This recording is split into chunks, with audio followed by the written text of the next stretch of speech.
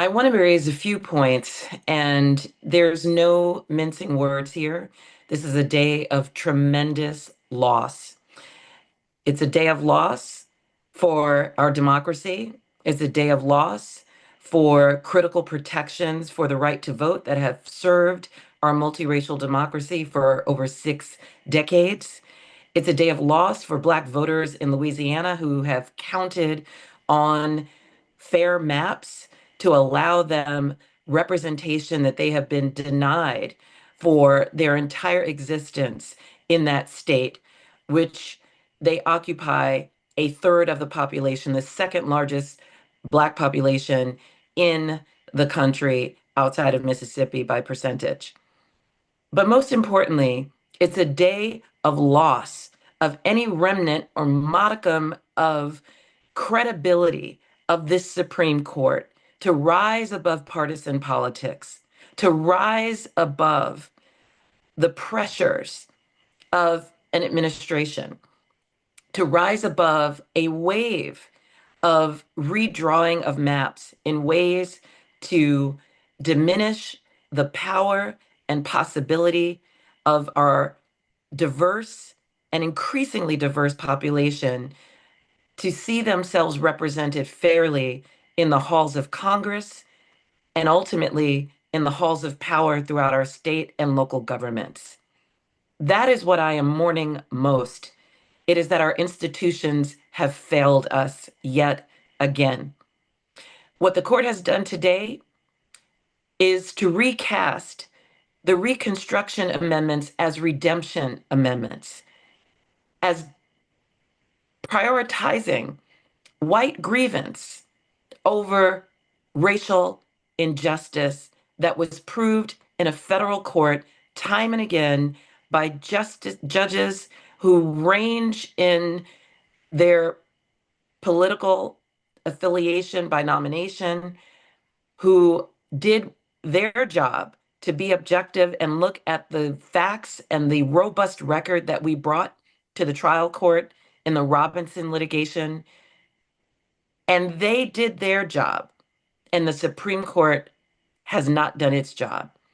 And when we looked at the various scenarios that could come out of this case, and we thought of the best, which was for the court to follow stare decisis, to follow the principle that requires the court to respect its own precedent, which would have been rubber stamping this case based on an earlier win that the Legal Defense Fund and the ACLU and our colleagues achieved in Allen versus Milligan a mere 3 years ago. That was what the court was supposed to do in this case. But instead, it has elevated the principle of partisanship and politics over the right to vote, over stare decisis, and over separation of powers. Because what they've done here is they've undermined the crown jewel of the civil rights legislative framework, something that the Supreme Court has recognized as one of the most important pieces of civil rights legislation holding our democracy together. And they have trampled on Congress's enforcement powers and rewritten the statute that has allowed us to evolve into the multiracial democracy that we are today. So I am quite disappointed in the outcome of this decision. The implications are as bad as we thought they can be, and of the range of possibilities that we talked about, from following precedent to the worst case scenario. Many thought that the worst case scenario would be an outright striking down of Section 2 and calling it unconstitutional. And yes, that would have been absolutely devastating and beyond the pale. And the reason that didn't happen is because there could be no justification or basis for striking down the statute as a whole. But what the court did was something just as harmful and even more deceptive. The court has effectively gutted Section 2 and made it almost impossible for plaintiffs to apply in future litigation to continue the decades of progress that have been made by enforcing Section 2.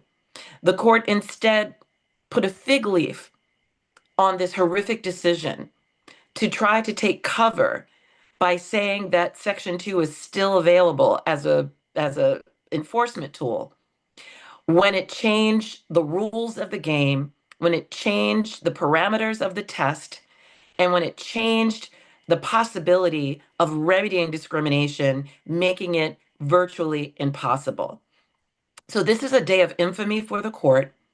It's a day of great devastation for our democracy. And I want to be clear that this is not just about Black voters. It's not just about voters of color, even though that would be bad enough.